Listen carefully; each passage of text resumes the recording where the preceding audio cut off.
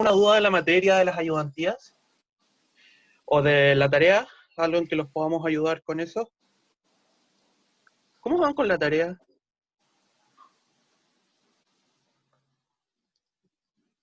¿Ya?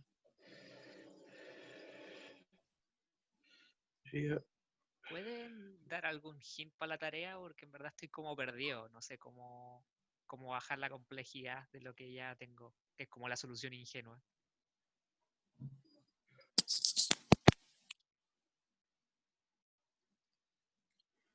Ricardo, dime.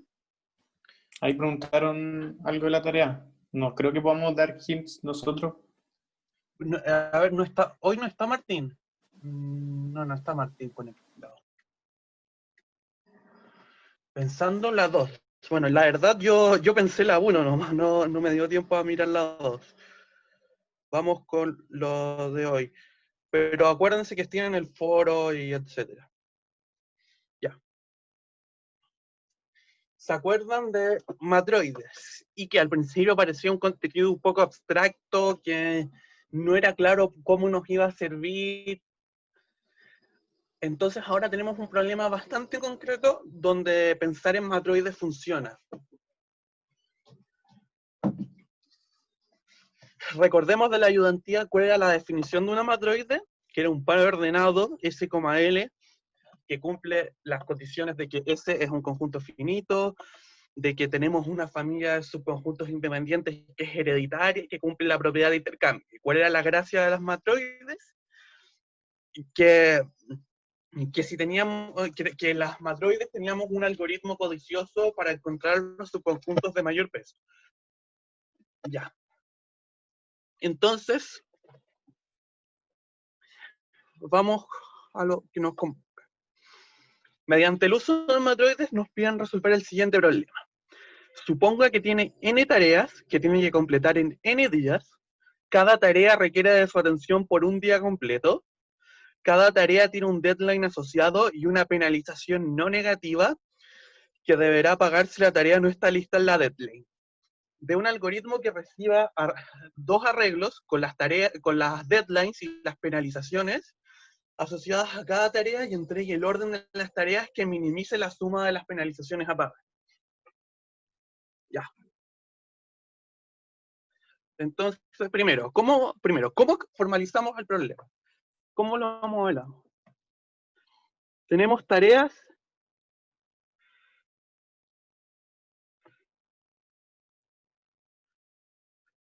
que son un conjunto que va de 1 hasta n. ¿Y qué buscamos? Buscamos una calendarización. Entonces, llamaremos calendario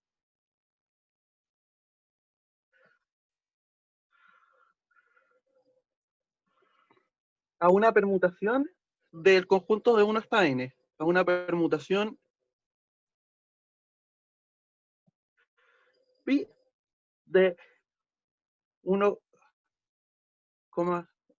del conjunto que va del 1 al n. ¿Qué calendario buscamos? Buscamos el calendario que minimice el costo.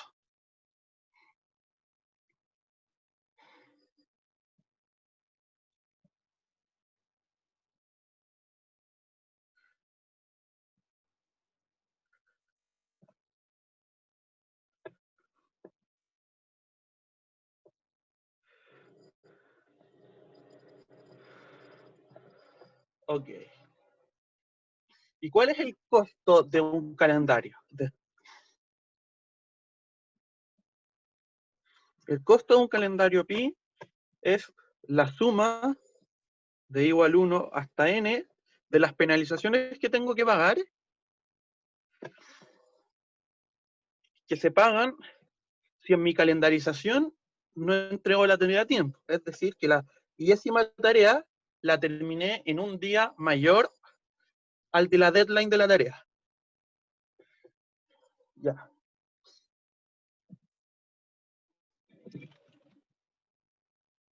¿Hasta ahora alguna duda?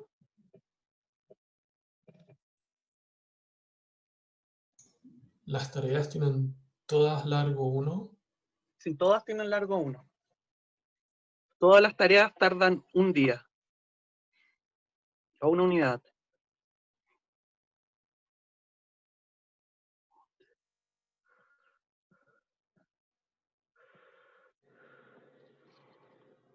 Ah, el enunciado se lo mandé ayer a Marcelo, pero no lo ha subido, así que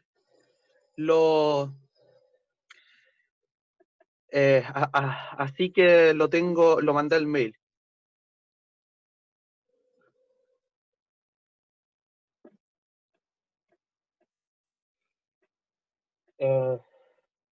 Ok.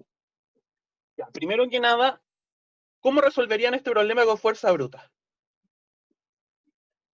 Que alguien me diga por qué no se puede hacer esto con fuerza bruta. Fuerza bruta sería intentar todos los órdenes posibles de tareas. ¿Y cuántos hay de esos?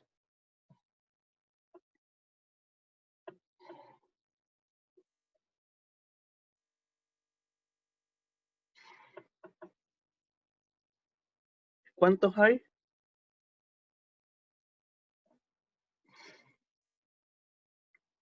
N a la N. Cerca. Sería probar todos los calendarios. Y los calendarios son las permutaciones en este elemento.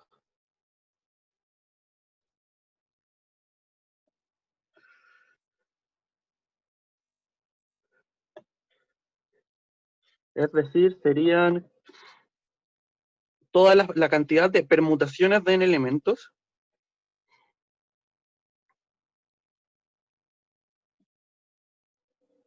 ¿No se acuerdan?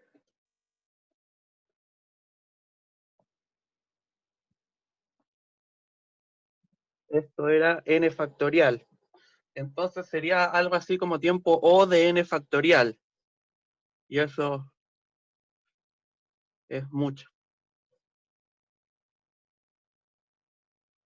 Ya. Entonces tenemos que hacerlo de forma más inteligente. Entonces, ¿cómo lo solucionamos?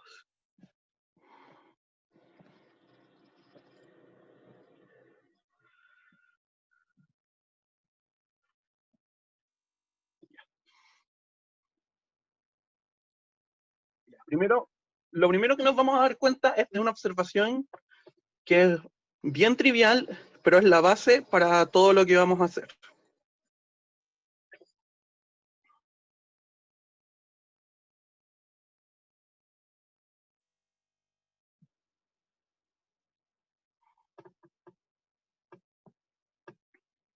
Ya. ¿Y cuál es la observación? Que el costo de un calendario está dado por las tareas que alcanzo a terminar a tiempo.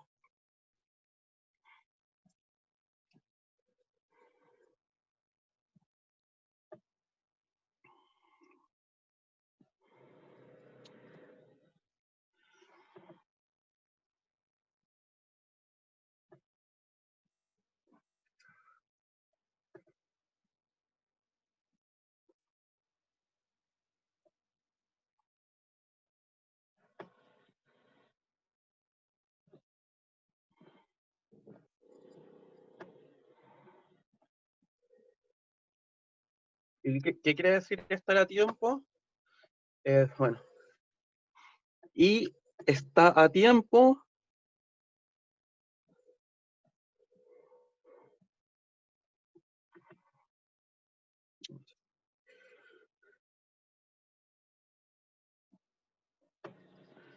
en el calendario pi, si pi sub i es menor a d sub i, si la terminé antes del deadline. Ya. ¿Les es claro que si me pasan un calendario que me dice qué tarea voy a hacer cada día, y si yo conozco el subconjunto y si me dicen solo cuáles tareas yo terminé a tiempo, yo tengo claro cuánto cuánto tengo que pagar en multas, que no necesito más información? ¿Es claro para todos? Ya. ¿Sí? ¿No? ¿Quizás? Sí. Hola. Pero Ya. ¿las multas son iguales para todas las tareas o son como... No, las multas dependen de cada tarea, pero Es una muy buena pregunta, pero aún así no, resulta que nos basta saber si yo conozco el subconjunto de tareas que están a tiempo, entonces conozco el complemento, que son las que están atrasadas. Y entonces sé cuáles están a tiempo y cuáles están atrasadas y no necesito más información. Entonces, si I no está a tiempo,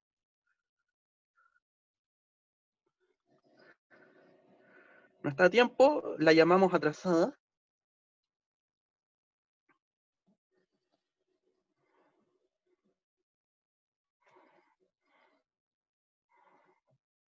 Ya, bueno, este problema tiene dos características respecto a las penalizaciones. Son distintas para cada tarea, pero no dependen del tiempo. Si yo me atraso por un día, termina siendo lo mismo que si yo me atrase por 10 días. Ya. Entonces, ahora vamos a estudiar la estructura del problema, y para eso llamaremos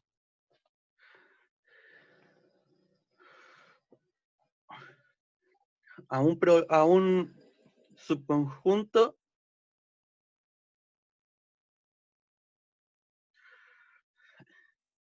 X de las tareas que van de 1 a n realista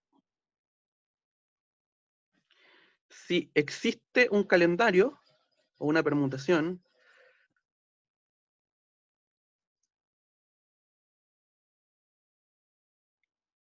y tal que toda tarea de X está a tiempo.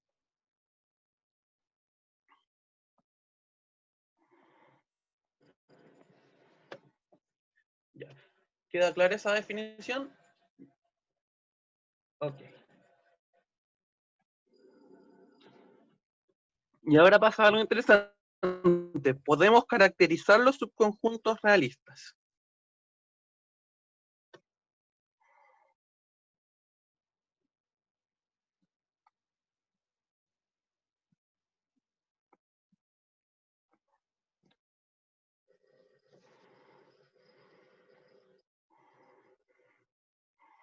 Pregunta, ¿por qué defino los subconjuntos realistas?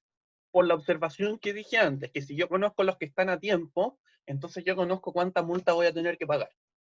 Entonces basta, si yo tengo un subconjunto, entonces como que les va tincando que vamos a buscar algo así como un subconjunto realista maximal.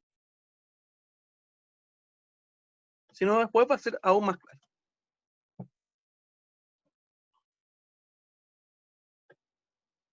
Ya, vamos a definir otra cuestión. Sea X sub T el subconjunto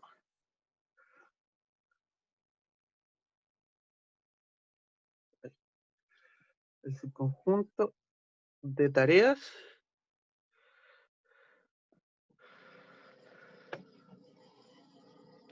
cuyo deadline es a más tardar T. El subconjunto de X cuyo deadline subconjunto de X subconjunto de X de tareas. Ahí está.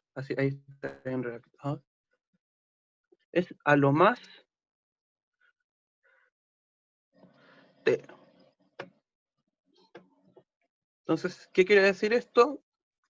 X de T se define como el conjunto de las tareas I de X tal que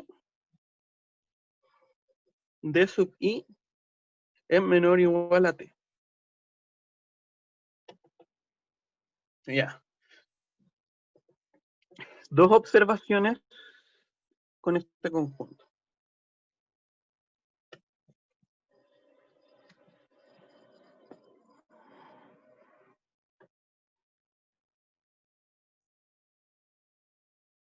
Uno. ¿Qué es X de 0? Díganme ustedes. A ver. ¿Nadie tiene alguna teoría ni nada? el conjunto vacío. Exactamente. Porque son las tareas que antes de empezar están listas, es decir, ninguna. 2. X de n de las n tareas, ¿cuáles? Las que cuando ya se acabó el plazo de todos, pasarían a ser X, todas. Ya.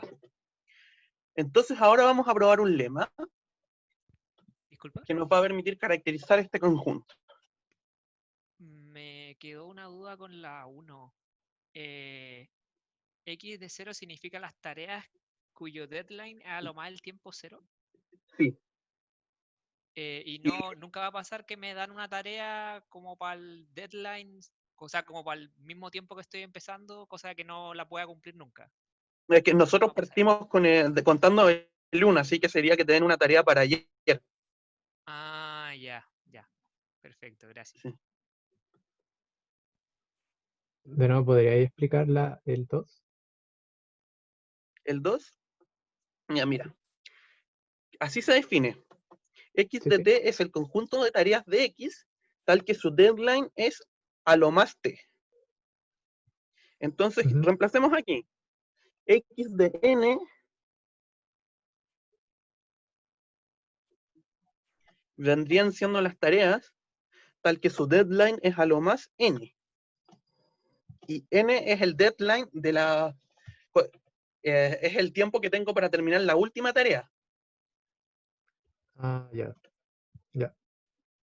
Perfecto.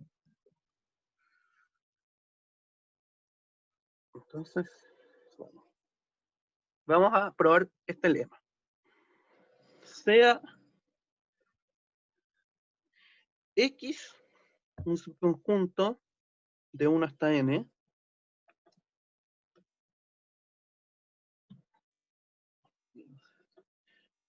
un subconjunto arbitrario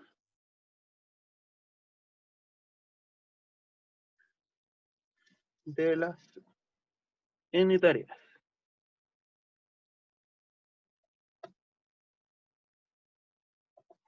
X es realista, es decir, que puedo terminar todas sus tareas a tiempo, si y solo si la cardinalidad del conjunto X de t es menor o igual a t para todo t perteneciente a n. Ya, ahora vamos a demostrar el lema. Entonces, ¿qué quiere decir esto? Que los conjuntos realistas son exactamente los conjuntos que cumplen que para todo t su cardinalidad, el cardinal del conjunto X de t, de las tareas que se pueden terminar a lo más tiempo t, es t.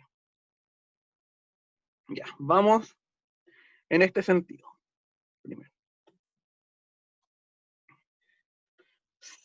Sea X subconjunto de 1 hasta n, n de realista. ¿Qué quiere decir ser realista? Luego, ¿qué quiere decir ser realista? Existe pi calendario tal que cada tarea de X está a tiempo.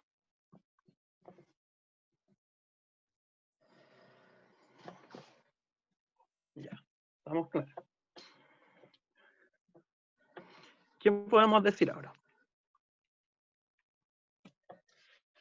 Sea y sub t la tésima tarea de X en ser completada.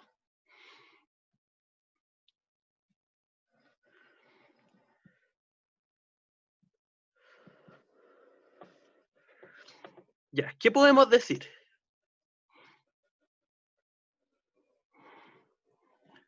por un lado, ¿qué tenemos?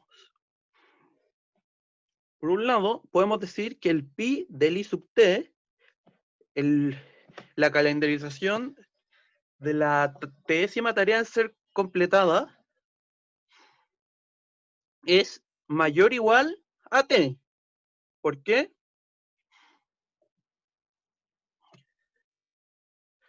¿Por qué pasa esto? Pues de lo contrario, ¿qué pasaría? No hubiésemos podido terminar las t-1 tareas que había.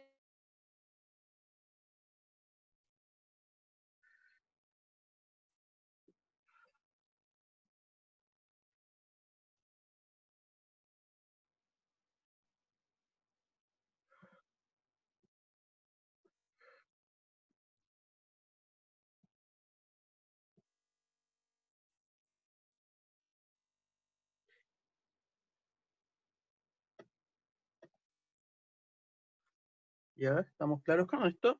Sí, ¿no? Tal vez. ¿Y qué más puedo decir? Claro, eso último. Si lo puedes repetir, por favor. Ya. Gracias. Es pi i sub t.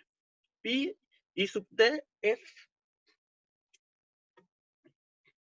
la décima tarea que complete de X. ¿En qué tiempo la complete? Por lo menos en el tiempo t. Porque es la décima que completé. Entonces, antes completé t-1 tareas. Entonces, si tengo... Ya, esto es como cajitas. Sé que la décima tarea en ser completada está a lo menos, puedo tener cajitas vacías, está por lo menos en la décima caja. Porque sé que hay t-1 tareas que yo completé antes. ¿Ahora se entiende? Sí, me quedó muy claro. Muchas gracias. De nada. Ya. ¿Y qué más podemos decir de esto? ¿Qué más podemos decir del I sub t? Por otro lado,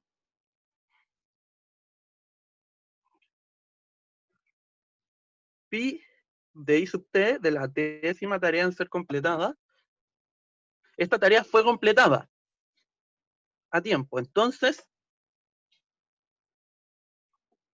es menor a la deadline.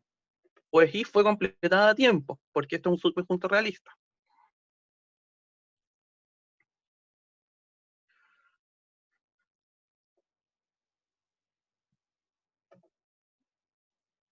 Ya, entonces, ¿qué tenemos? Tenemos que t es menor o igual a pi sub I sub t, y que es menor o igual a d sub I. ¿Ya? ¿Y se acuerdan de la definición de X sub t? Que está más arriba. Son los índices, son las tareas tales que fueron completadas antes del tiempo t. Entonces, ¿qué tenemos? Tenemos que el cardinal de X sub t es menor o igual a t por la definición de X sub t. Ya, ahora terminamos un lado de la demostración. Ahora vamos a hacer el otro. Vamos con el otro lado.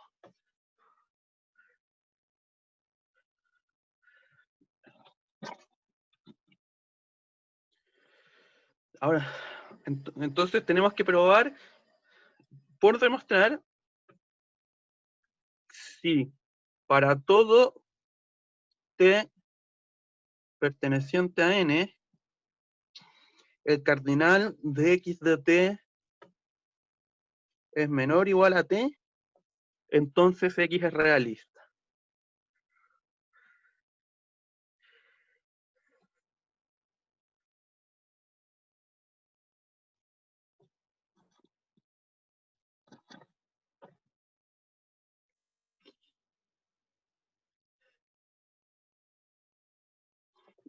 Ahora, ¿qué pasa si si completamos todas las tareas en orden incremental según las deadlines? Si primero completo la tarea que se acerca primero, después la que se acerca casi siguiente, en orden de menor deadline a mayor deadline.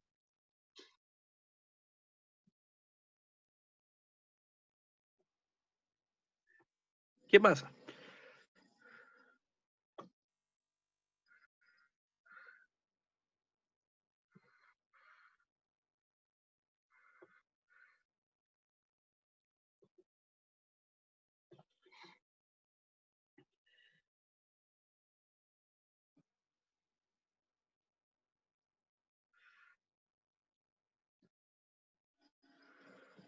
Sería realista. Exacto. Sí. Según deadlines,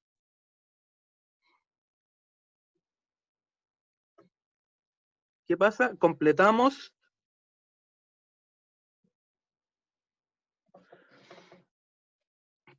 en ese orden completamos todas las tareas de deadline a lo más X,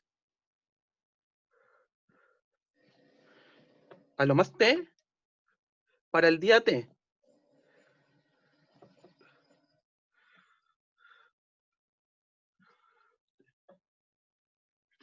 Es decir, que para toda tarea I del conjunto X, la completamos antes de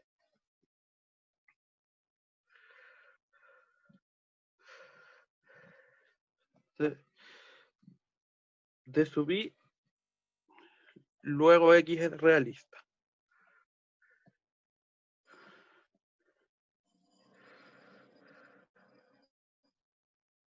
Ya, ahora tenemos algo de ideas sobre la estructura combinatorial del problema. ¿Y qué vamos a hacer? Vamos a darle aún más estructura.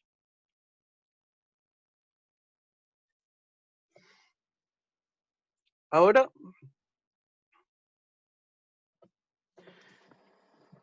definiremos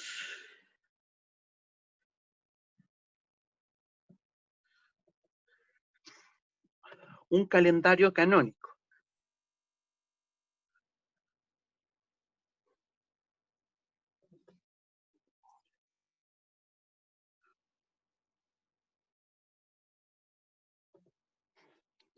¿Y qué va a ser así?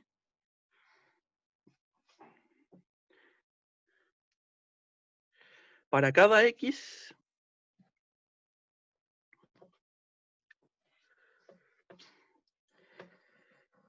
para cada X, un calendario canónico se construye como sigue.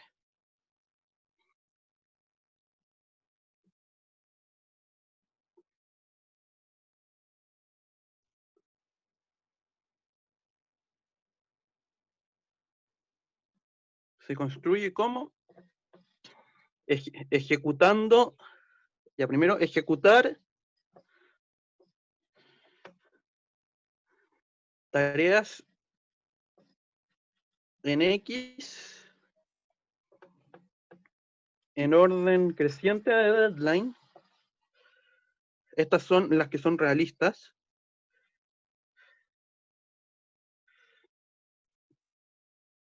Y las que no están en X, que son las que no alcanza a completar en cualquier orden.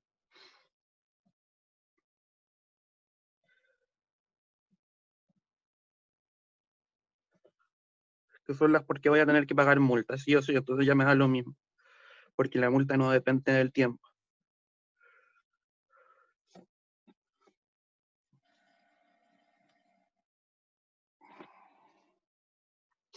Entonces, después de haber definido esto, tenemos esta equivalencia. X es realista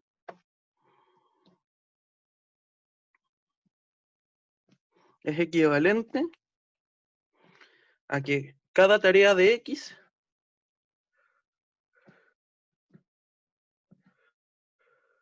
está a tiempo en el calendario canónico.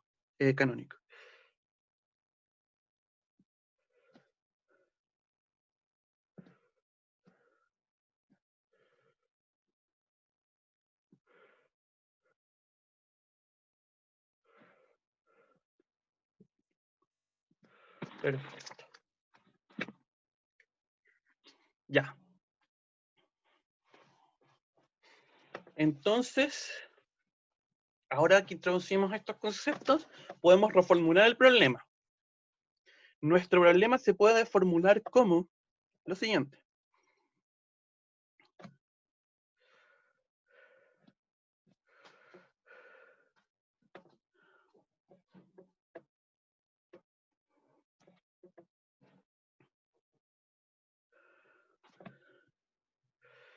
¿Cómo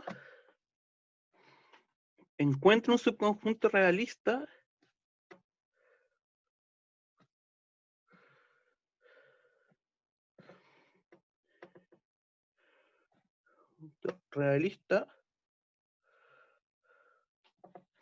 X, que es un subconjunto de 1 hasta n,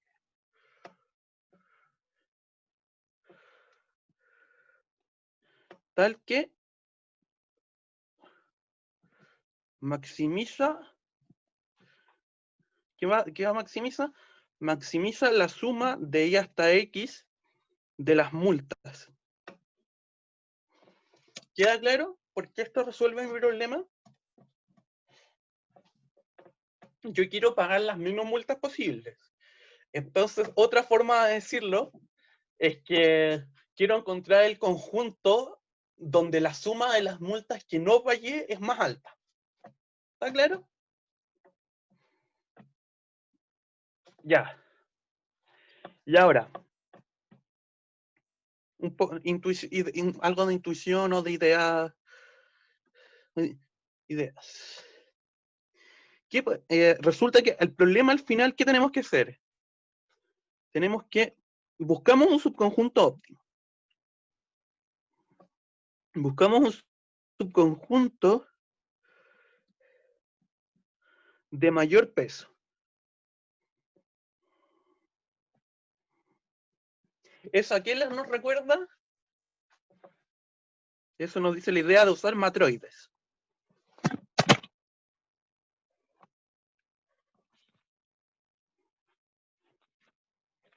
Ya. Entonces, ahora para resolver nuestro problema, ¿qué vamos a hacer? Vamos a probar que la colección de conjuntos realistas de trabajos forma una matroide. Sea M igual a un conjunto que va de 1 hasta n, L, donde L son los subconjuntos de 1, n que son realistas.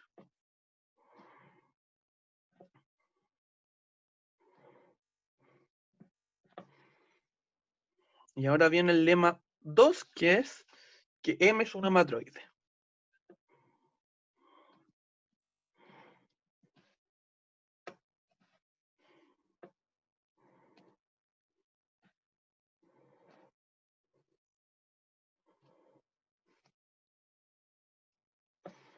Ya, 1.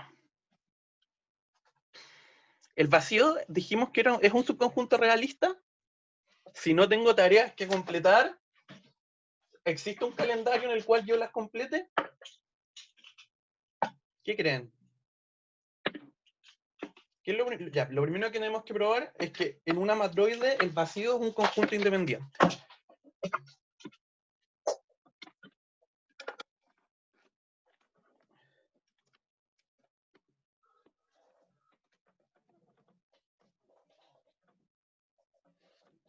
Y también el conjunto de tareas es finito.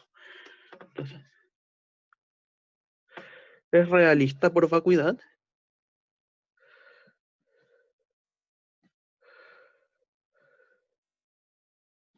También tenemos que 1 hasta n es finito, todo está bien.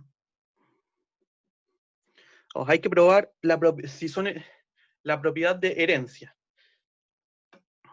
¿Los subconjuntos realistas son hereditarios? Si yo tengo un conjunto de tareas que alcanzo a terminar y ahora tomo un subconjunto en el mismo tiempo, también lo alcanzo a terminar, ¿cierto?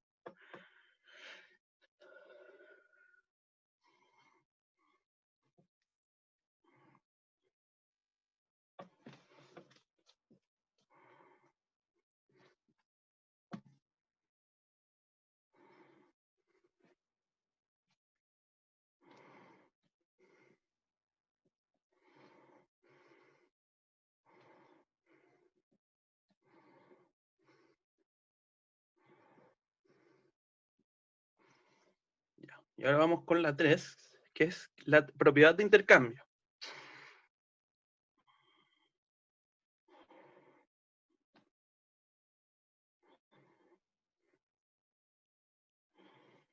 Que es decir, sean X, Y conjuntos realistas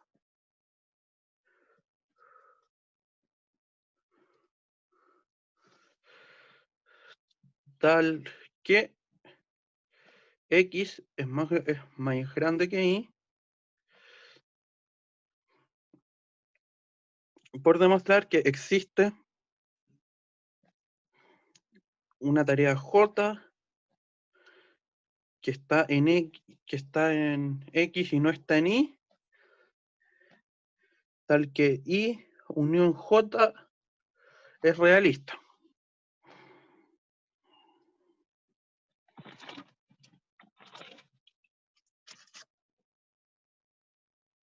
Ya. Esta es la parte complicada. Las otras dos propiedades de matroides las probamos al fin. Sea T estrella el mayor entero tal que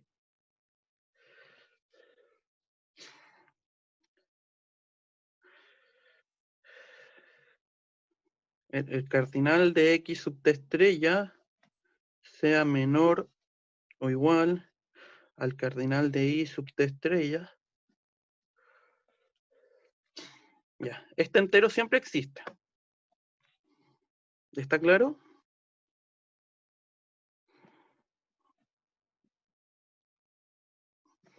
Este entero existe siempre, pues X sub 0 tiene la misma cantidad de elementos que el Y sub 0, que es 0. Entonces, en el peor de los casos, T es 0. Y no hay infinitos T, o no, porque X sub N de T es igual a X, que tiene menor cardinalidad que Y, por hipótesis, que es igual al cardinal de Y sub T, Y sub N. Ya. Entonces vamos con lo que sigue. Primero, por la definición, ¿me van siguiendo?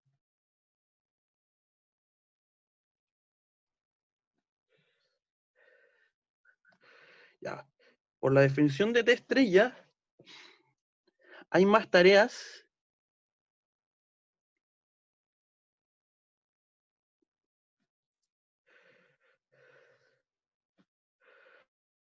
con deadline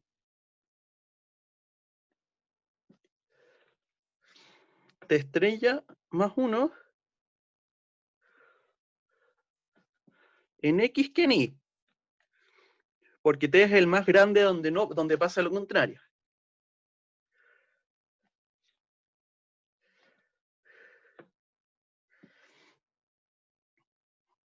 Luego podemos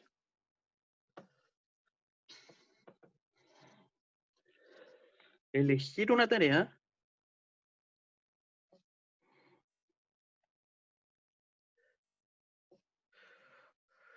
J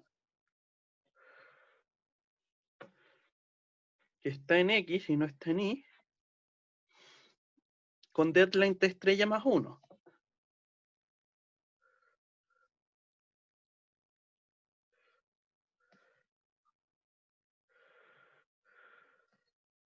¿Ya? Vamos a llamar Z al conjunto que es tomar Y y agregarle la tarea J. Ok. Sea T un entero cualquiera.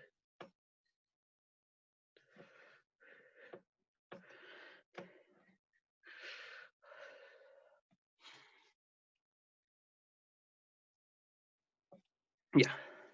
Si T es menor que T estrella, el cardinal de Z sub T es igual a I sub t, porque no le añado nada al z todavía, y es menor o igual a t, pues I es realista, estamos usando el lema 1.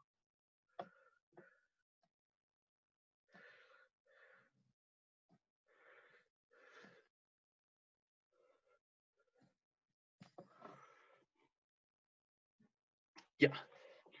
Y ahora, ¿qué pasa? Si t es estrictamente mayor a t estrella,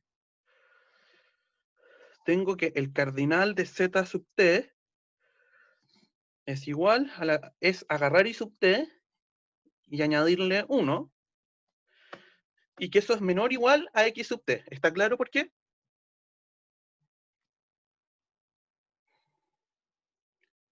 Porque teníamos que t estrella era el mayor, tal que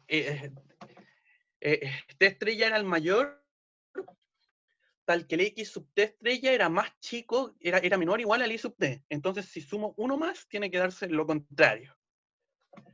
Y x sub t y x es independiente. Luego, x sub t menor a t, de nuevo por el menor o igual, lema 1 de nuevo.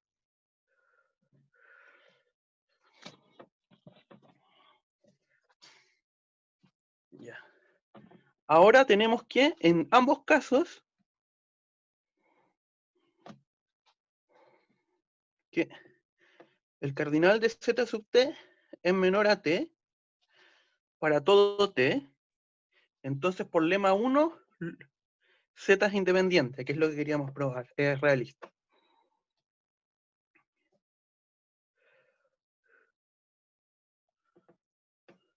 Ya. Entonces, ¿cuál es la conclusión? Nuestro problema es equivalente a encontrar el subconjunto independiente de mayor tamaño en una matroide.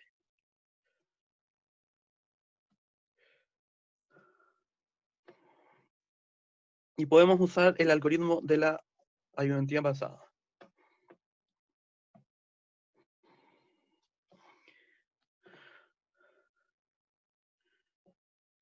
A ver. Subconjuntos independientes de una matroide.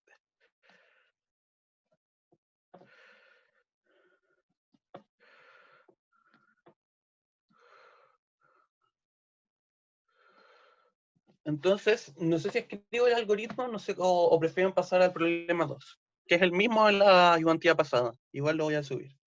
¿Qué dicen? De hecho, es un algoritmo greedy. Así que, sí. ¿Qué creen?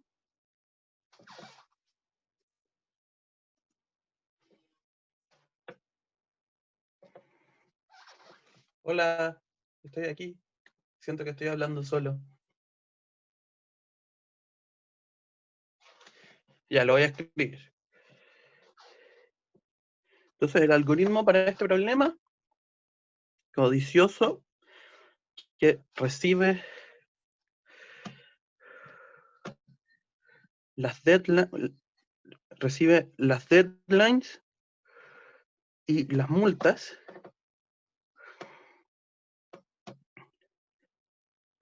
lo que hace es lo siguiente: ordenar P en orden creciente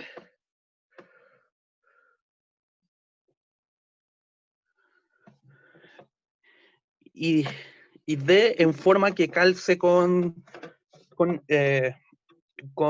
P, que estén alineadas las tareas.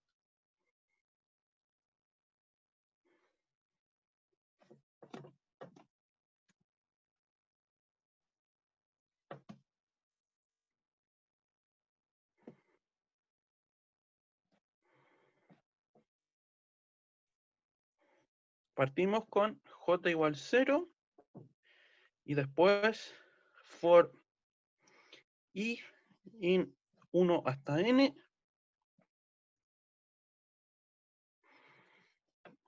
Hacemos lo siguiente.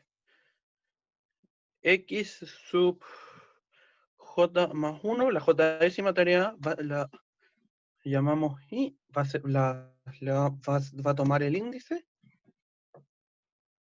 Si X de 1 hasta J más 1 es realista, J más igual 1. Y de ahí retornar calendario canónico, que para eso lo definimos, de X de 1 hasta J más 1. Y ahí estamos, ahora le doy el pase a Bernardo para su problema. Pero antes, ¿tienen preguntas? ¿Qué les pareció? No sé. En verdad Sí. tengo una única duda. Al final, como esto se puede Dime. modelar como matroide, el algoritmo codicioso sería óptimo, ¿no es cierto? Sí, Ah, ya. porque como esto se puede modelar como una matroide, el algoritmo codicioso sea óptimo. Porque tú puedes Ya. tener un problema. Hay muchos problemas donde el algoritmo codicioso te da un valor que no es el óptimo. ¿Ya? Entonces, esta técnica se usa.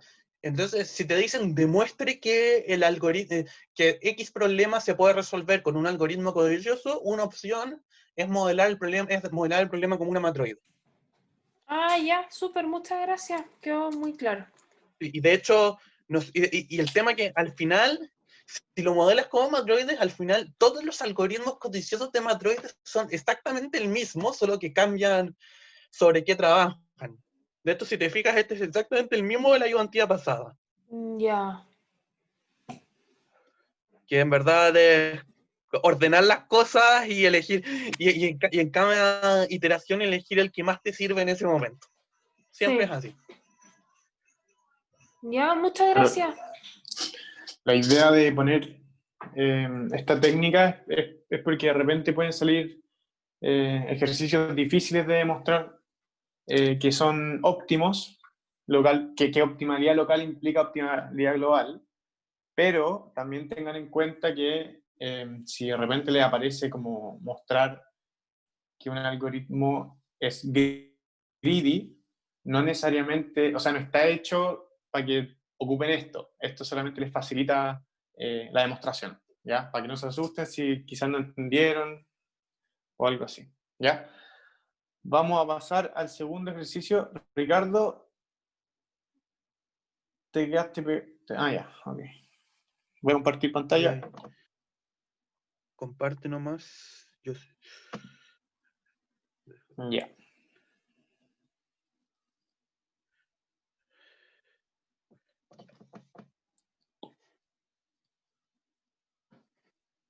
Ya. Ya, entonces la pregunta 2 lo que dice es, tenemos una lista de valores, ¿ya? Y estos valores están entre -n y n. Y definimos el conjunto C como los subíndices de estos, o sea, al final la posición de estos valores en la lista A, donde vamos a guardar las tuplas, tales que A sub I más A sub J son igual a A sub K, y los tres subíndices son distintos, ¿ya? ¿Qué significa eso? Voy a hacer un ejemplo solo para que quede claro. Si yo tengo que A es igual a 1,1,2, entonces esto de acá es la posición 0, o digamos el A sub 1. Ya, A sub 1. Esto es A sub 2. Esto es A sub 3. Y nuestro C entonces va a ser la tupla 1,2,3, ¿ya? Porque el primer elemento más el segundo elemento es igual al tercer elemento. También vamos a tener 2,1,3, porque el segundo elemento más el primer elemento es igual al tercer elemento. y ahí termina todo. Porque, bueno, esas son las únicas combinaciones que podemos hacer para cumplir. Entonces, lo que nos piden acá es dado A de tamaño n, computar el tamaño de C en O de n log n. ¿Ya?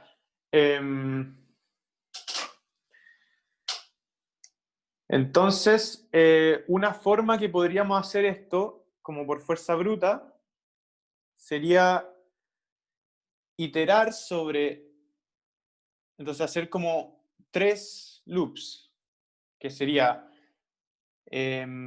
for i in range n, for j in range n y for k in range n, vemos si a sub i más a sub j es igual a sub k, ¿ya? Pero eso es n cubo, ¿ya? Y acá nos piden un algoritmo que funcione en O de n log n, ¿ya? Y este algoritmo lo vamos a hacer con la transformada rápida de Fourier, ¿ya? Yo sé que no han pasado todo ese capítulo, pero lo necesario ya lo pasaron. Vamos a ver solamente una aplicación, así que no es necesario saber nada de la demostración, ¿ya? No sé si alguien tiene dudas sobre lo que queremos demostrar.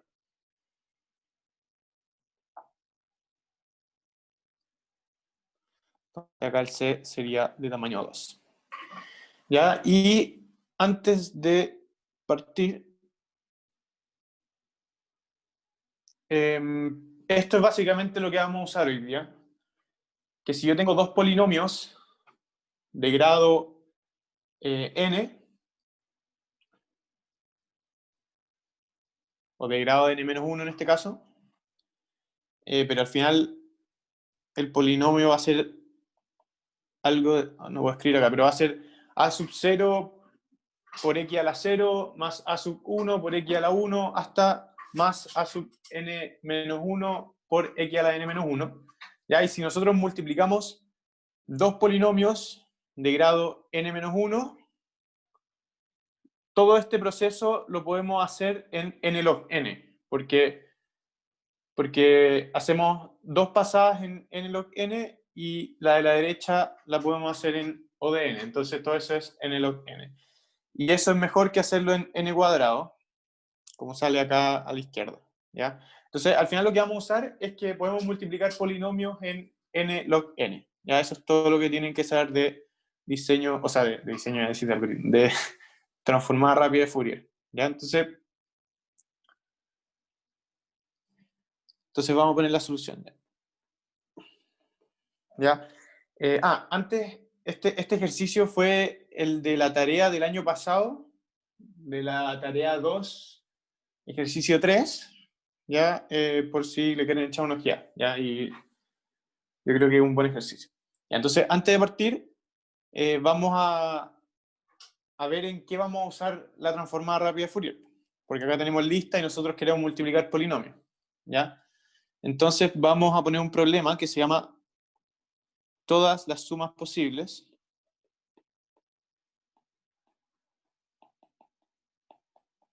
¿ya? Y que el siguiente problema. Dado dos listas, A y B, listas, queremos computar la suma entre todos los elementos de A con los elementos de B. Entonces, queremos computar el elemento I de A más el elemento J de B, ¿ya? Para todo I, J. Obviamente que el I es menor o igual al tamaño de la lista de A y el B y el J es menor o igual al tamaño de la lista B, ¿ya? Y queremos contar las veces que aparecen estas sumas, ¿ya? Entonces, contar cuántas veces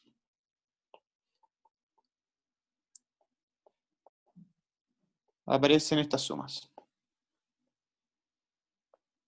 Ya, todo lo que hagamos hoy día lo vamos a hacer con ejemplos también, entonces va a quedar súper claro. Ya, entonces, acá, por ejemplo, tenemos que A puede ser 1 y 2, y el B puede ser 3, por ejemplo. Entonces, o pongámoslo más difícil, 4, 3. ¿Ya? Entonces lo que queremos computar es 1 más 4, 1 más 3, 2 más 4, 2 más 3, y después ver cuántas veces aparecen repetidas algunos números. ¿Ya? Entonces, tenemos que 1 más 4 es igual a 5, 1 más 3 es igual a 4, 2 más 4 es igual a 6, y 2 más 3 es igual a 5. Entonces, de aquí sacamos que el 4 aparece una vez, el 5 aparece 2 veces, y el 6 aparece una vez. ¿Se entiende qué es lo que estamos haciendo? ¿Ya? Yo creo que con ese ejemplo se entiende.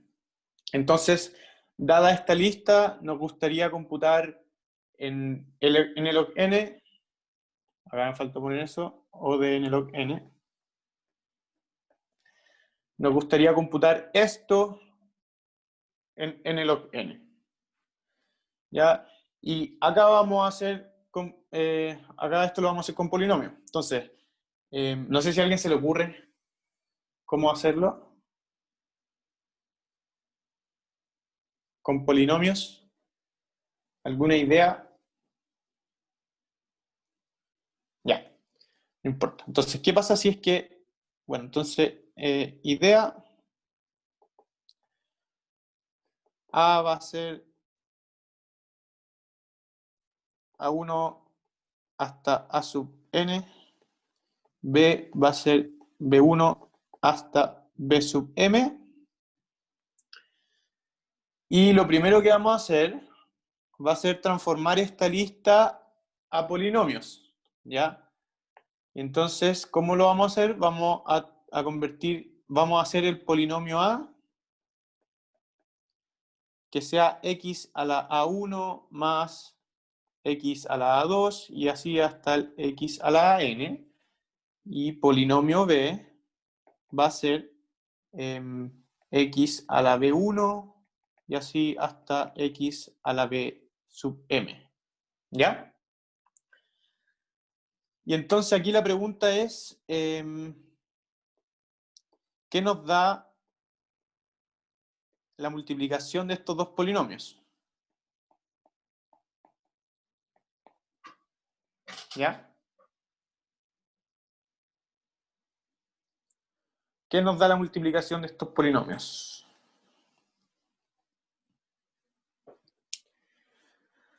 La Bueno, suma, lo podemos ¿no? hacer con... Sí, dale. ¿Qué? Sí, son las sumas, como es una multiplicación Claro. según los exponentes. Sí. De hecho, yo creo que va a ser más claro con el mismo ejemplo que tenemos antes. Entonces, el A, entonces acá nos van a dar, esto nos da bueno, nos da un polinomio, bueno, lo vamos a ver después, pero nos da un polinomio y el coeficiente, entonces, ya bueno, entonces nos da un polinomio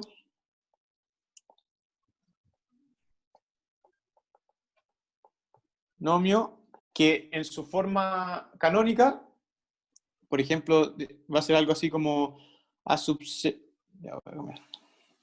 C sub 0 por X sub 0 más C sub 1 por X elevado a 1 más C sub NM por X elevado a N por M. ¿Ya? ¿Y esto qué es lo que nos va a decir? Esto lo que nos va a decir es que, como decía el compañero, que este valor de acá aparece esta cantidad de veces, ¿ya? ¿Y cómo podemos ver eso? Obviamente que podemos hacer una demostración formal, pero aquí la idea es que entiendan el concepto. Entonces, si yo multiplico, por ejemplo, acá x a la A1 por x a la B1, me va a dar x a la A1 más B1, ¿ya? Y entonces, esto dice que una vez me aparece el x a la A1 más B1, ¿ya? Y después, cuando yo lo tengo en forma canónica, yo sé que yo sumé todos los x a la A1 más B1, ¿ya? Entonces acá me va a aparecer este coeficiente que me va a decir cuántas veces yo logré sumar esa suma. ¿Se entiende? Lo podemos ver con el ejemplo y va a quedar súper claro. ¿Ya? Entonces tenemos ejemplo el mismo. Vamos a tener que ¿alguien tiene su micrófono abierto? Si puede apagarlo. Please. Ya, entonces el A teníamos que era 1,2. El B era 4,3. Esto lo vamos a transformar en un polinomio y esto también. Y esto va a ser x a la 1 más x al cuadrado, y acá x elevado a 4 más x a la 3, ¿ya? Y si multiplicamos este polinomio, nos va a quedar x más x al cuadrado por x al cubo más x a la cuarta, que eso es igual a, yo lo tengo anotado acá, pero igual lo podemos hacer a mano, es x a la cuarta más x a la quinta más x a la quinta más x a la sexta, que es lo mismo que x a la cuarta más 2x a la quinta más x a la sexta. ¿Ya? Entonces, ¿qué es lo que nos dice esto? Que la suma 4 aparece una vez, la suma 5 aparece 2 veces, la suma 6 aparece una vez, que es exactamente lo que nosotros decíamos acá. ¿Ya?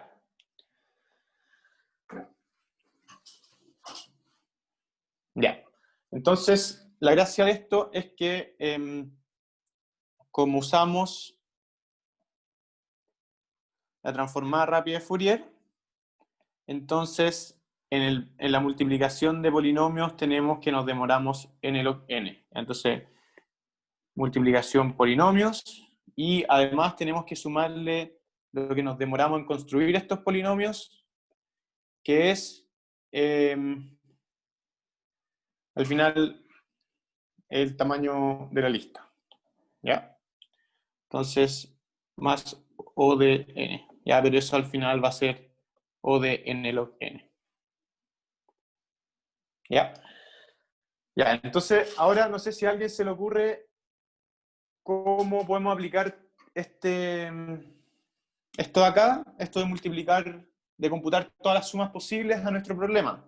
Ya recordemos que el problema era que, dado una lista, nosotros tenemos que ver si es que un elemento más otro elemento dan un tercer elemento. ¿A alguien se le ocurre alguna idea antes que yo la diga?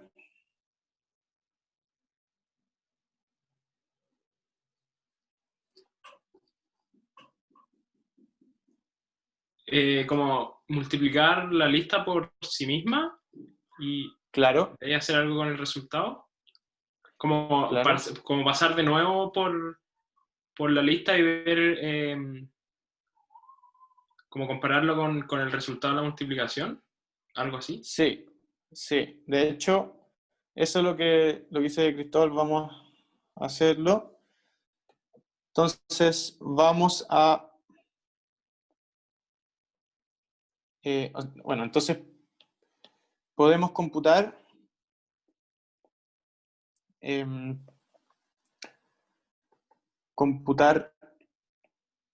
todas las sumas posibles entre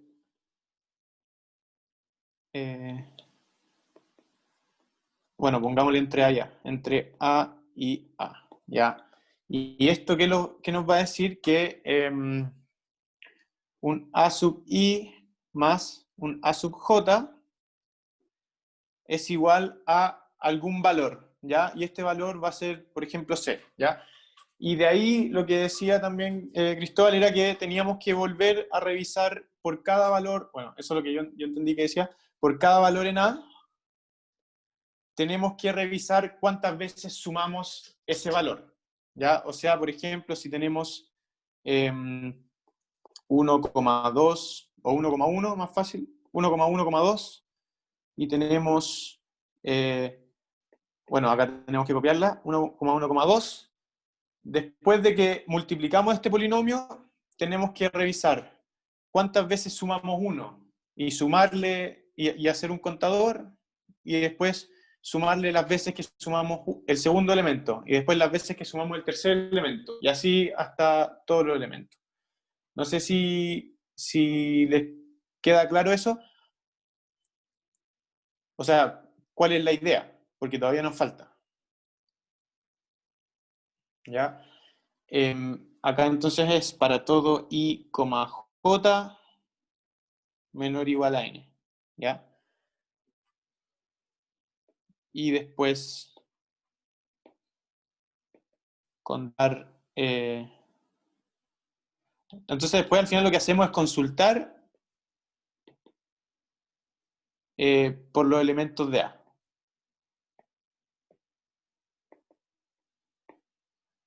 Ya. Aquí igual hay algo que todavía está fallando.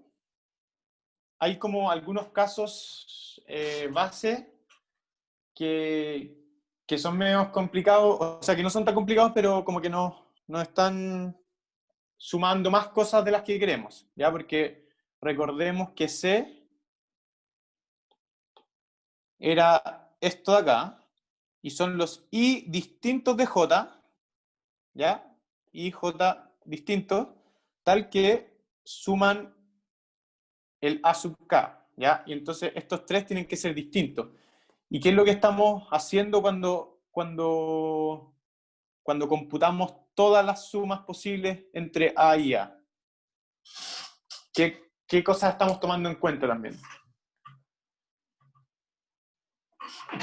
Las sumas consigo mismos. Claro, estamos tomando hartas cosas en cuenta. Lo primero que estamos tomando es A sub I más A sub I, ¿ya? Entonces, que esto nos da un...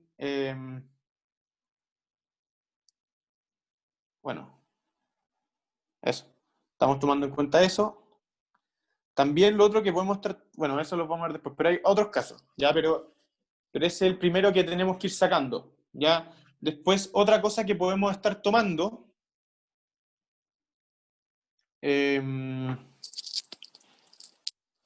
bueno, perdón, acá voy a escribirlo de otra forma para que no se... ya, entonces, estamos tomando las tuplas I, J,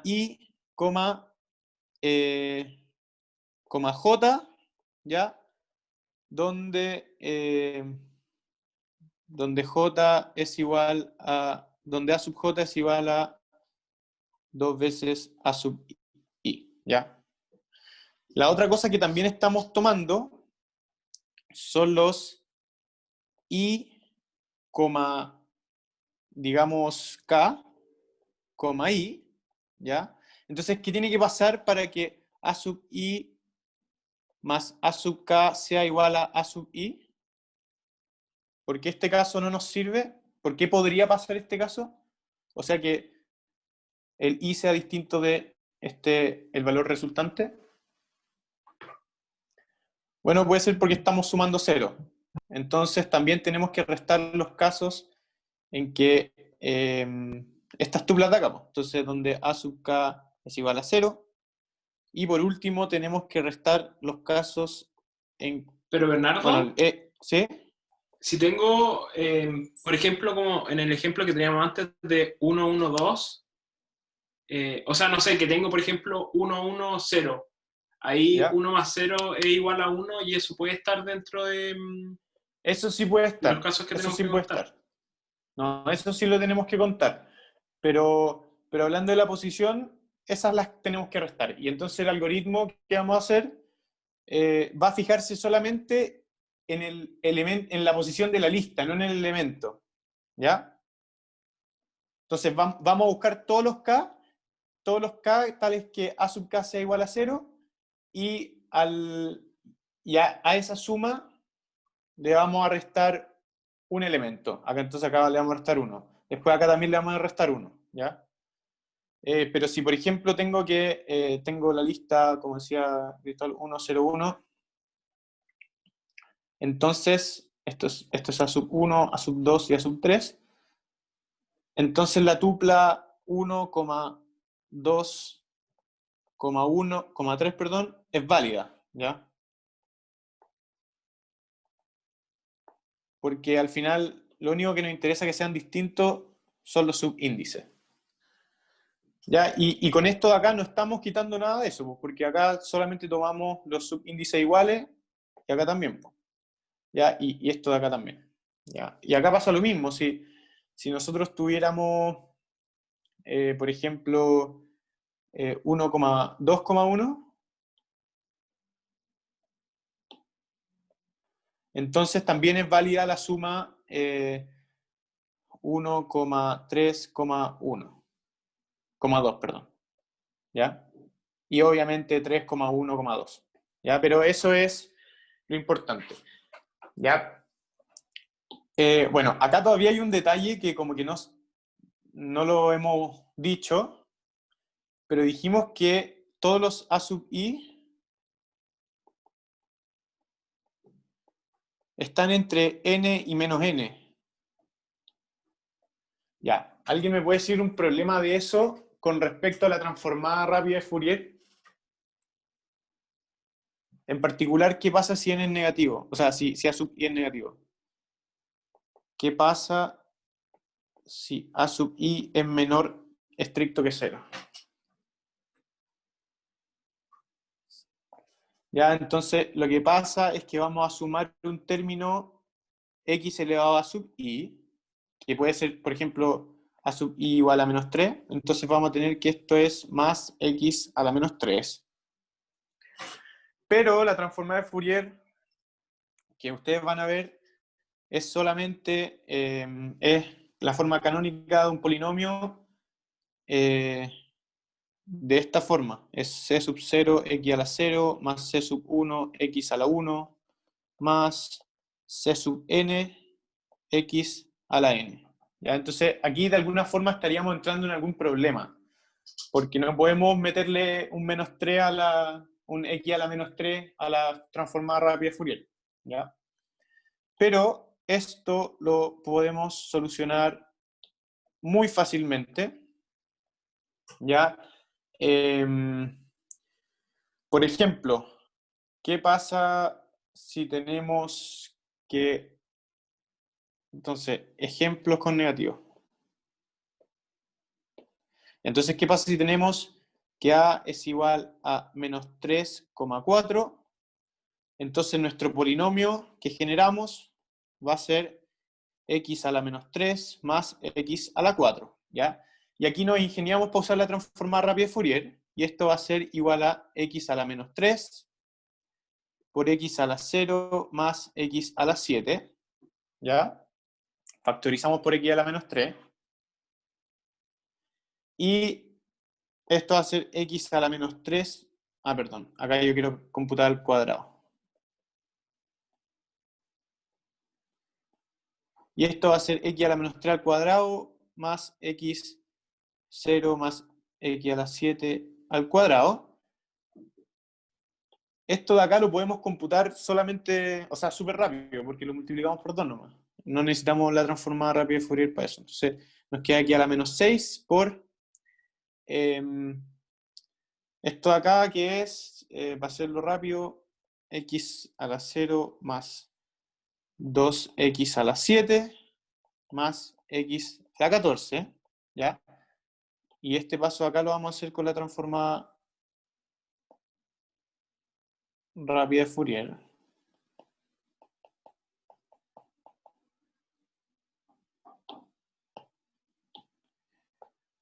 ¿Ya? Y después solamente tenemos que multiplicar, y eso también lo podemos hacer súper rápido, porque le restamos 6 al exponente. Entonces nos va a quedar x a la menos 6 más 2x a la 1 más x a la 8. ¿Ya? Y esto nos dice que menos 6 se suma una vez,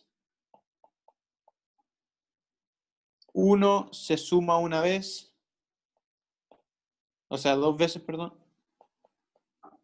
y el 8 se suma una vez. Y esto lo podemos verificar acá, porque si sumamos menos 3 más menos 3, se suma una vez. ¿Ya? El 4 más 4 se suma una vez, el 8. Y si sumamos menos 3 y 4, o al revés, 4 y menos 3, entonces tenemos 2 veces, que eso es igual a 1. ¿Ya? Y entonces acá tendríamos que restarle todos los casos de antes, ¿ya? Y entonces la única diferencia, si es que nosotros tenemos elementos negativos, es que vamos a tener que hacer vamos a tener que desplazar los elementos y después volver a desplazarlos a la izquierda del doble. ¿Ya? Pero eso, si uno sabe hacer lo otro, es súper fácil. ¿Ya? Yo preparé el algoritmo y lo tengo bien escrito y se los voy a subir al video, pero ya, dado que son las 4:50, vamos a hacer un ejemplo súper rápido de qué es lo que tenemos que hacer. Y ojalá que, yo creo que ya tienen más o menos la idea, ¿ya? Pero les voy a subir detalladamente el algoritmo. Y también les voy a subir el archivo Python que yo hice el año pasado. ¿Ya? Entonces, ahí está bueno, porque puede que no está bueno, pero está bueno. Entonces, ejemplo, vamos a tener, este ejemplo va a englobar todos los casos que vamos a tener que hacer. Entonces vamos a tener 1, 2, 1, 0, 0. ¿Ya? Lo primero que tenemos que hacer es pasarlo a un polinomio. ¿Ya? Entonces el polinomio de A va a ser x a la 1 más x a la 2 más x a la 1 más x a la 0 más x a la 0, que esto es lo mismo que 2x a la 0 más 2x a la 1 más x al cuadrado. ¿Ya? Y para la transformada rápida de Fourier, ustedes van a ver que solamente lo único que le van a pasar son los coeficientes. Entonces, en realidad, polinomio A, vamos a ponerle coeficiente del polinomio A,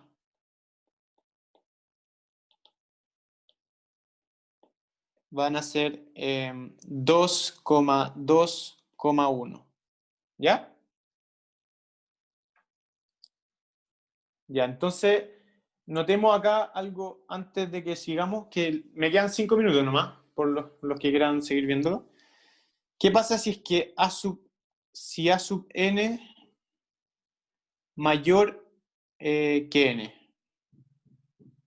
Entonces, vamos a tener un término acá que va a sumar x a la A sub n. Y entonces acá cuando lo transformemos a la lista de los coeficientes, vamos a tener algo así como 2,2,1. Y acá, muy lejos, vamos a tener el 1. ¿Ya? Entonces la lista va a ser de tamaño n.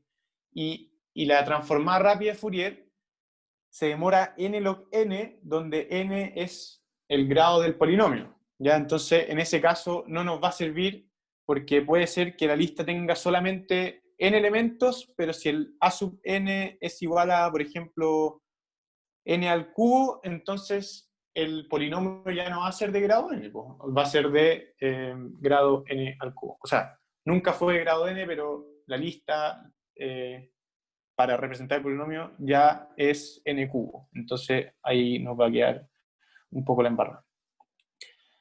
Ya, pero sabemos entonces que es así. ¿Ya? Entonces, ¿qué es lo primero que teníamos que hacer? Es hacer la lista de los coeficientes del polinomio. ¿Ya? Luego, entonces 1 acá. 2, tenemos que hacer c por a al cuadrado. ¿Ya?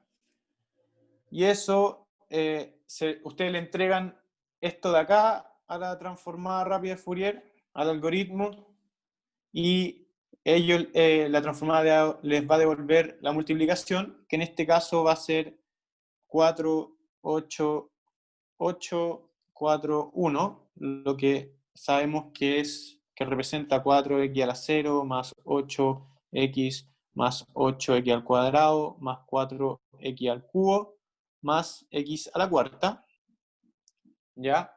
Y si ustedes lo calculan, es esto al cuadrado. Es igual a esto, ¿ya? Entonces ahí tenemos todas las sumas posibles de C por A con C por A, ¿ya? Lo segundo que tenemos que hacer, que lo dijimos antes, es restar las tuplas. Tenemos que restar las tuplas que son del tipo I, algo, ¿ya? Porque no podemos sumar dos veces I, ¿ya? Pero ¿qué es lo que...? Entonces, ¿a qué coeficiente se lo tenemos que restar? ¿Alguien se anima o lo digo nomás? Porque acá lo que dice es que el coeficiente de x sub 0 es 4, el coeficiente de x sub 1 es 8, el coeficiente de x sub 2 es, o sea, de x elevado a 2, perdón, es 8. ¿Ya? Entonces, ¿qué pasa si tenemos x a la y por x a la y? Esto nos va a dar x a la 2y. ¿Ya? Entonces, a la posición, al coeficiente C2i le tenemos que restar 1. ¿Ya? Entonces le restamos 1. 1. ¿Ya? Y aquí hacemos un for. Ya vamos iterando sobre todos los elementos de la lista. Ya recordemos que la lista era 2, 2, 1. ¿Ya? Y entonces sabemos que dentro de todas estas sumas posibles, en algún momento sumamos el 2 con el 2, o sea, el primer elemento con el primer elemento, y entonces tenemos que restarle al 2, al coeficiente del C sub 2, 1.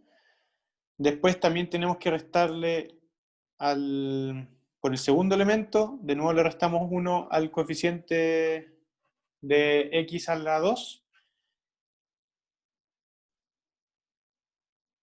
No. Ah, sí, ya.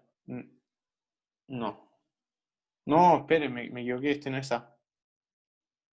El A es 1,2,1,0,0. Ya, entonces, ahí sí le restamos, bueno, 1 más 1, 2. Después 2 más 2, 4. 1 más 1, 2. 0 más 0, 0. Y 0 más 0, 0. Ya, aquí lo que hice fue todas las sumas consigo mismo. ¿Ya? Y entonces, a estos coeficientes de acá, a la posición 2 le restamos 1. A la posición 4 le restamos 1. A la posición 2 le restamos 1. A la posición 0 le restamos 1. Y a la posición 0 le restamos 1. Entonces, C por A2 menos igual 1. Después C por A4 menos igual 1.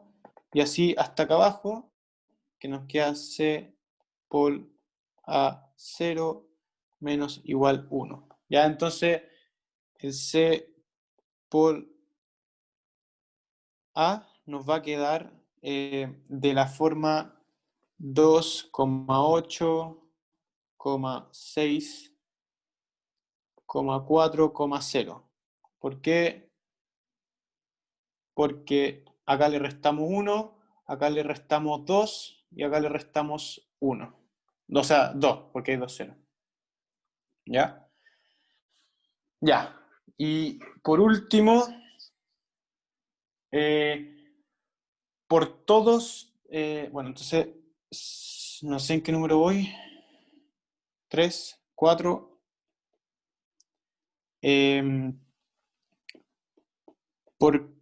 Bueno, ahora podemos ver la repetición de... y acá tenemos que hacer una nueva lista, que es los valores de A, que van a ser cuántas veces suma el elemento de la lista A. ¿Ya? Entonces, sabemos que A es 1,2,1,0,0. ¿Ya? Y entonces acá el 1, ¿cuántas veces va a sumar? El 1 suma 8 veces. ¿Ya? El 2, ¿cuántas veces va a sumar? Va a sumar 6 veces. El 1, de nuevo, suma 8 veces. El 0 suma 2 veces. Y el 0, de nuevo, suma 2 veces. Entonces, al final, lo que nosotros acá hicimos fue la parte de consultar cuántas veces suman los elementos de acá. ¿Ya? Y, por último, lo que tenemos que hacer es restarle los valores i, k, i, cuando a sub k es 0, y los valores k, i, i, cuando a sub k es 0. Entonces, restar estas tuplas, ¿ya? ¿Y cómo podemos hacer eso? ¿Ya? Entonces, para cada e distinto de 0 que pertenezca a la A, ¿ya? Vamos a restar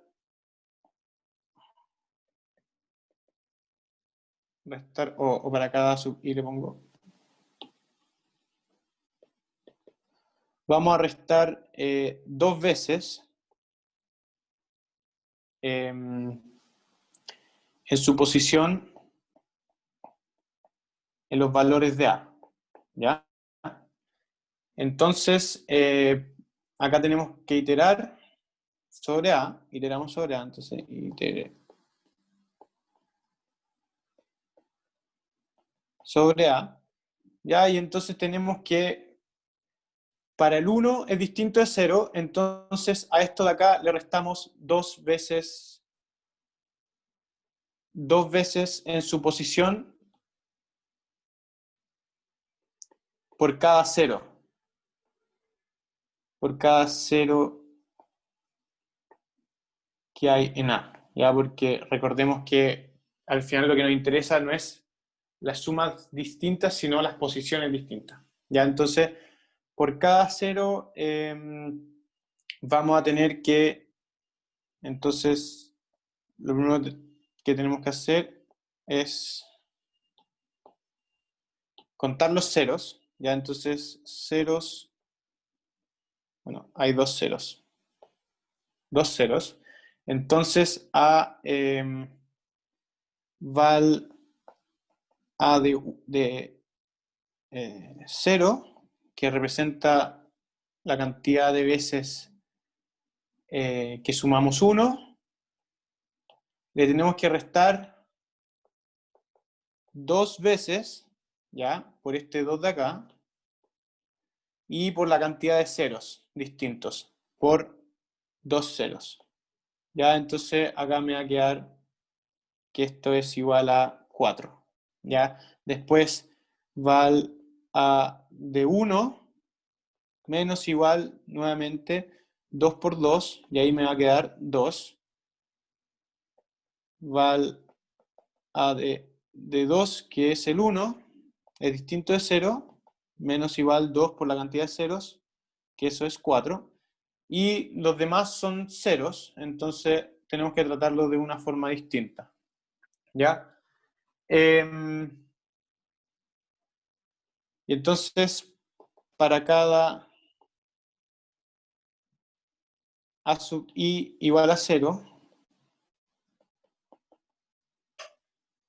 perteneciente a la A, restamos lo mismo. Restamos i, k, i, y también el k, i, i, donde K es distinto de I. Ya, acá tenemos que tener ojo que no podemos restar de más. ¿Ya? Entonces acá lo que tenemos que restar es por la cantidad de ceros menos 1. ¿Ya? Ya, lo voy a seguir haciendo nomás. Entonces, val A de 3, tenemos que restarle 2 veces por la cantidad de ceros menos 1, porque el I sabemos que es un 0, entonces por 1, y eso nos da 0. Y por último, val A de 4, que también es un 0, menos 2 por 1, y eso nos va a dar 0. Entonces los valores de A nos van a quedar 4, 2, 4, 0, 0. ¿Ya? Que es lo mismo que esto de acá, solamente que restamos los i, 0, i y los 0, i, i. ¿Ya? Estas tuplas. ¿Ya? Y luego, para computar C, entonces C nos va a quedar que es la suma de todos los valores de A, que en este caso va a ser 4 más 2 más 4, y eso es 10. ¿Ya? Lo pueden obviamente verificar. Yo les voy a mandar la solución, que está mucho más completa de lo que hice acá, porque no alcancé a ser como más detallado, pero ojalá que les haya quedado claro. No sé si alguien tiene alguna duda. Esto es considerando solamente elementos A sub i positivos, menor o iguales que n, o mayor o igual a 0 en verdad. Pero como vimos antes, si tenemos elementos negativos, es solamente desplazarlo como a la derecha y después para la izquierda. ¿Ya? Pero eso también lo tengo anotado a punto. Ya no sé si alguien tiene alguna duda antes de que terminemos. Voy a subir esto a la descripción de YouTube. Ya lo tengo listo. Gracias igual por quedarse hasta tarde. Me pasé. Ya. Chao, chao. Que les vaya bien.